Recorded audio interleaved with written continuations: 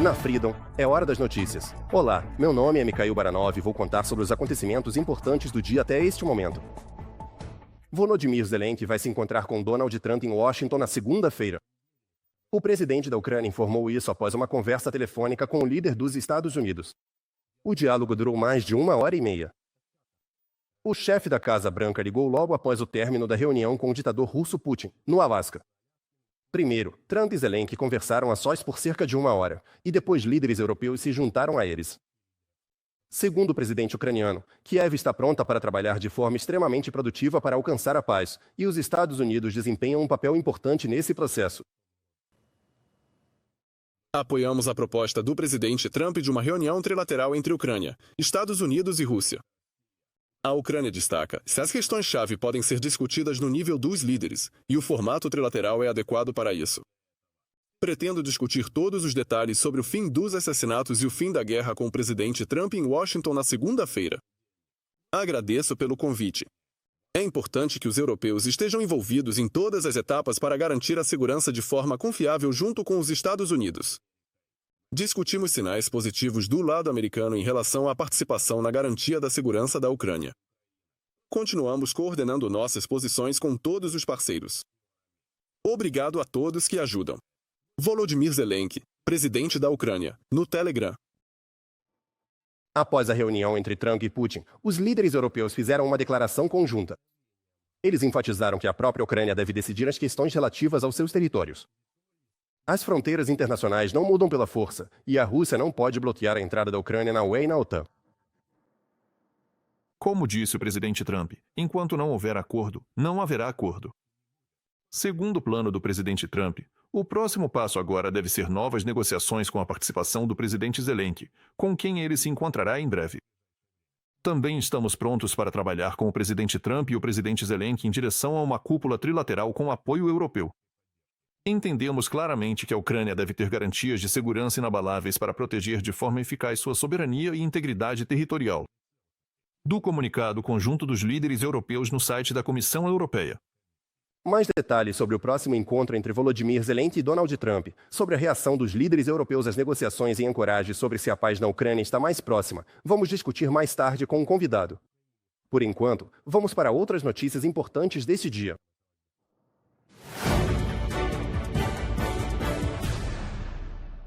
Na madrugada de sábado, enquanto Donald Trump e Putin realizavam uma reunião, a Rússia continuou atacando cidades pacíficas da Ucrânia, lançando um míssil balístico Iskander 85 drones.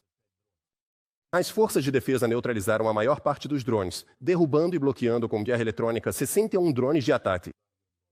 Segundo as forças aéreas das Forças Armadas da Ucrânia, também houve acertos. Eles foram registrados em mais de 10 locais. Na madrugada de 16 de agosto, os militares russos bombardearam a região de Dnipropetrovsk. Nikopol foi atingida por artilharia e drones FPV. A comunidade de Pokrovka foi atacada por drones. Lá, incêndios começaram no território de várias empresas agrícolas. Na véspera, a região de Dnipropetrovsk também foi alvo de ataques russos. Vários distritos foram atingidos, incluindo de Nikopol. Lá, 2 civis ficaram feridos. A infraestrutura, bens de empresas e casas residenciais foram danificados. Na região de Kherson, os russos feriram 13 pessoas nas últimas 24 horas. Entre os feridos estão policiais e profissionais de saúde, informaram as autoridades locais. Os distritos de Kherson e Berislau foram bombardeados com artilharia e atacados por drones. Na vila de Nikolskoye, um projétil atingiu uma área residencial. Um homem ficou ferido. No centro de Kherson, o exército russo realizou um bombardeio de artilharia. 2 pessoas ficaram feridas. E no distrito de Korabelny, os ocupantes lançaram explosivos de um drone sobre uma casa residencial. Uma mulher ficou ferida. Outras 2 moradoras locais ficaram feridas em decorrência de um ataque de artilharia da Federação Russa no distrito de Dniprovsk. 6 casas particulares foram danificadas lá. A região de Donetsk também ficou sob fogo dos russos. Segundo as autoridades locais, em um dia o exército russo atacou a região 36 vezes. Uma pessoa ficou ferida. Como resultado dos ataques russos dos distritos de Pokrovsk, Kramatorsk e Bakut, cerca de 20 casas residenciais, 4 prédios administrativos e 6 empresas agrícolas foram danificados. Além disso, lojas e linhas de transmissão de energia também foram atingidas. e em Dobropoli, na região de Donetsk, um míssil russo perfurou o telhado de um prédio de vários andares e ficou preso em um dos apartamentos. As fotos estão sendo publicadas nas redes sociais locais. Felizmente, o explosivo não detonou, assim como outro míssil que ficou preso bem na entrada de um prédio residencial. Não há informações sobre feridos. Em mais 18 localidades da região de Donetsk, foi decretada evacuação obrigatória de famílias com crianças. A informação foi divulgada pela administração militar da região. Por exemplo, Druzhkovka foi incluída na lista. Desde o início do ano, essa cidade foi atacada pelas tropas russas cerca de 300 vezes. Policiais e voluntários continuam evacuando pessoas das áreas próximas à linha de frente. Mais detalhes na reportagem da nossa correspondente Alena Gramova. Aqui, olha, é onde o osso está aparecendo. Ai, faz 3 dias que enterrei meu filho. Ai. Seja paciente. Esta filmagem mostra policiais e paramédicos prestando assistência médica a uma mulher ferida após bombardeios russos na direção de Konstantinovsk. Ela estava em casa no momento do ataque. Tudo caiu para mim, tudo. Você estava em casa, certo? Hã? Você estava em casa? Sim, eu vim da cidade. Ai, ai, ai. Calma, calma. A vítima recebeu torniquetes e foi levada ao hospital. Sob ataque de drones russos, policiais também recolhem os corpos de civis mortos pelos ataques dos drones. Antosha, rápido para o carro. Ah, deram.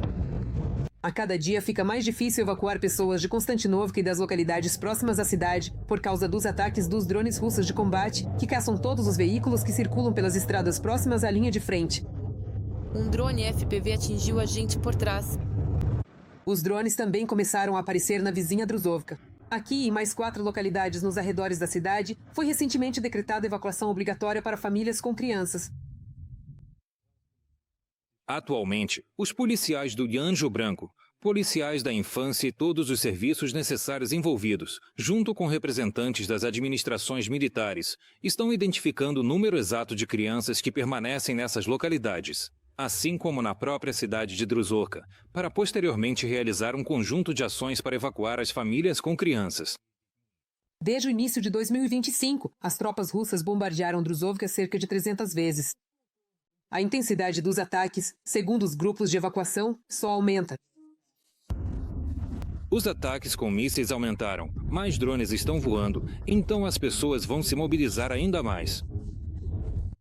De acordo com a administração militar regional, em Druzhkovka e em 4 localidades próximas onde foi decretada evacuação obrigatória, vivem cerca de 1.700 crianças com seus pais.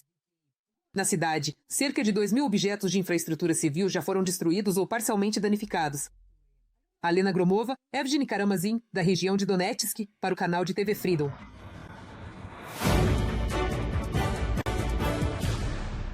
139 confrontos armados ocorreram na linha de frente nas últimas 24 horas. Isso foi informado pelo Estado-Maior-General das Forças Armadas da Ucrânia. O setor mais ativo continua sendo a direção de Pokrovsk. Lá, os invasores russos tentaram romper a defesa ucraniana 45 vezes. No setor de Novopavlovsk da linha de frente, foram registradas 21 investidas, e na direção de Limães também houve 21 ataques.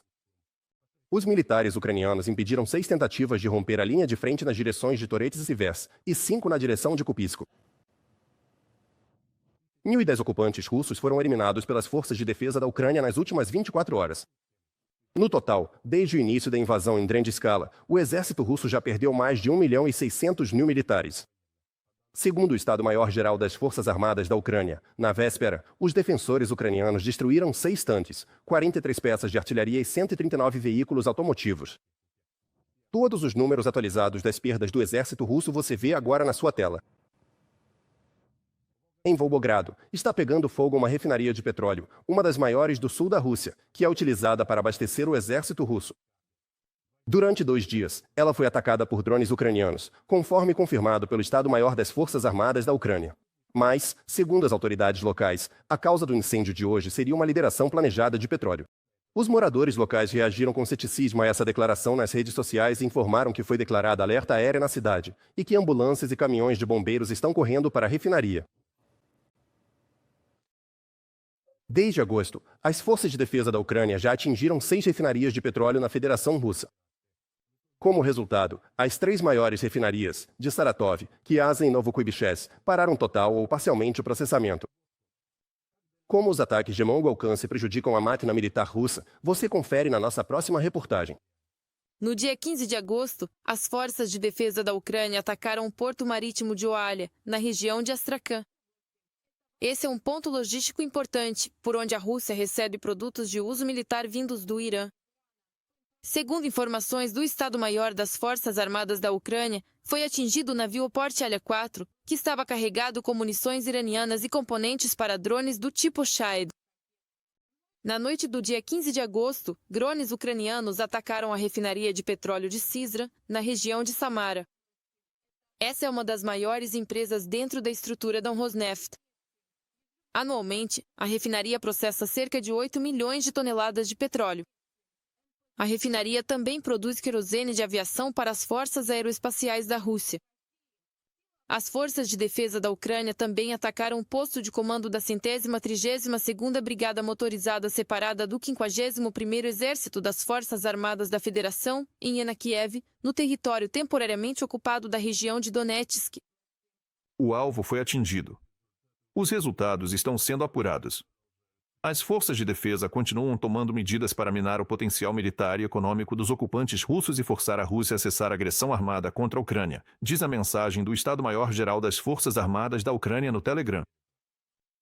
Na madrugada do dia 14 de agosto, após um ataque de drones ucranianos, começou um incêndio na maior refinaria de petróleo do sul da Rússia, a refinaria de Volgogrado, da empresa Lukoil. Segundo dados de traders, só no ano passado a empresa processou mais de 13 milhões de toneladas de petróleo. Antes disso, a refinaria de Volgogrado já havia sido alvo de ataques de drones 2 vezes. A refinaria de petróleo de Volgogrado é o maior produtor de combustíveis e lubrificantes do Distrito Federal do Sul da Rússia. Aqui, mais de 15 milhões de toneladas de petróleo são processadas anualmente, o que representa 5,6% de todo o refino russo. A refinaria NPP-3 produz diesel, gasolina e combustível de aviação, que são criticamente importantes para a logística das Forças Armadas da Rússia, diz a mensagem do Estado-Maior das Forças Armadas da Ucrânia no Telegram.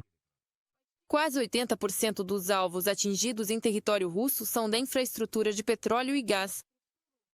Na maioria das vezes, são refinarias de petróleo e depósitos de petróleo. Segundo estimativas do Estado-Maior das Forças Armadas da Ucrânia, os ataques a empresas e instalações da infraestrutura de petróleo e gás reduziram a receita de Moscou em 74 bilhões de dólares. Como resultado do trabalho das forças de defesa da Ucrânia, entre outras coisas, houve um aumento nos preços da gasolina na federação. Segundo informações da Bloomberg, a Rússia planeja estender a proibição de exportação de combustíveis até o final de setembro. Enquanto isso, a inflação dos combustíveis na Rússia já supera a inflação geral. Devido à situação crítica no mercado interno de derivados de petróleo, o vice-primeiro-ministro da Rússia, Novak, convocou uma reunião de emergência com os dirigentes das companhias petrolíferas. O governo russo tenta apresentar essa decisão como uma preocupação com a população, embora, na realidade, o país continue enfrentando uma crise da gasolina. Na véspera da reunião com o vice-primeiro-ministro, os preços da gasolina na bolsa caíram um pouco, mas o Rosta calculou que o aumento do preço da gasolina nos postos já supera o índice da inflação geral pela terceira semana consecutiva. Segundo a publicação da Bloomberg. A situação pode se tornar catastrófica para a Rússia, afirmam especialistas, especialmente se os Estados Unidos e outros parceiros de Kiev impuserem novas restrições aos parceiros do petróleo russo e endurecerem as sanções contra a frota clandestina do país agressor. Trump não ameaça a Rússia com essas tarifas, mas sim aqueles que comprarem petróleo russo. De fato, as relações comerciais entre a Rússia e os Estados Unidos praticamente não existem.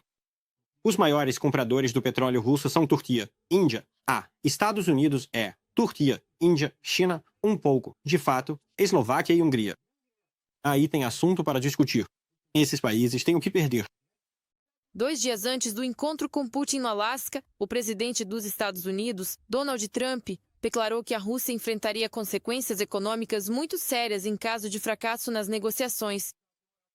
Cristina Dombrovskaya para o canal Freedom.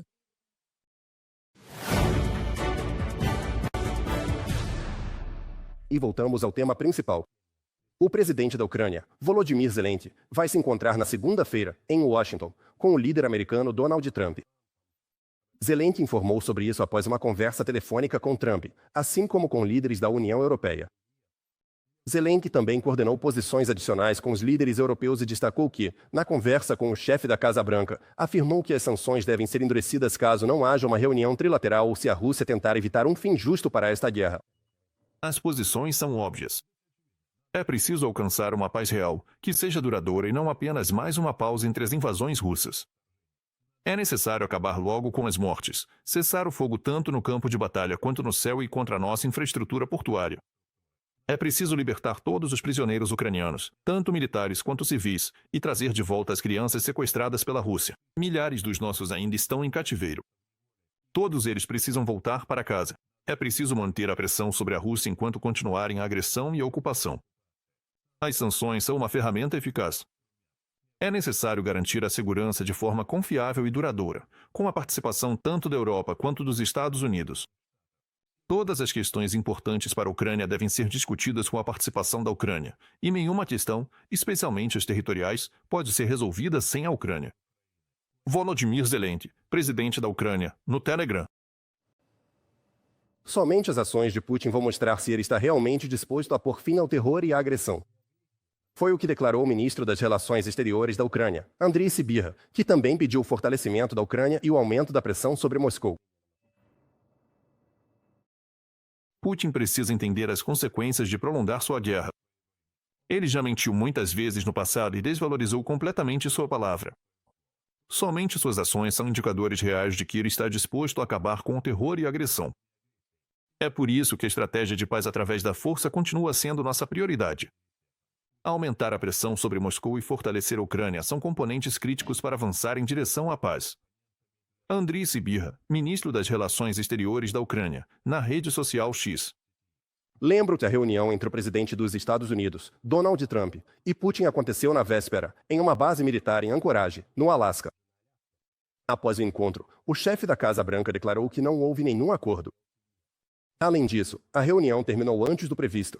Em vez das 6 horas esperadas, a cúpula terminou 2 vezes mais rápido, e as negociações em formato ampliado foram canceladas. O almoço conjunto também não aconteceu. Trump e Putin fizeram declarações à imprensa, mas ninguém mencionou um cessar-fogo. Trump resumiu brevemente que ainda não há acordo sobre a Ucrânia, embora algum progresso tenha sido alcançado. Que progresso foi esse? Ele não especificou. Tivemos uma reunião extremamente produtiva, e muitos pontos foram acordados, restando apenas alguns poucos. Alguns não são tão importantes. Um deles, talvez o mais importante, ainda não foi acordado. Mas temos ótimas chances de alcançar esse objetivo. Ainda não conseguimos, mas temos ótimas chances de conseguir.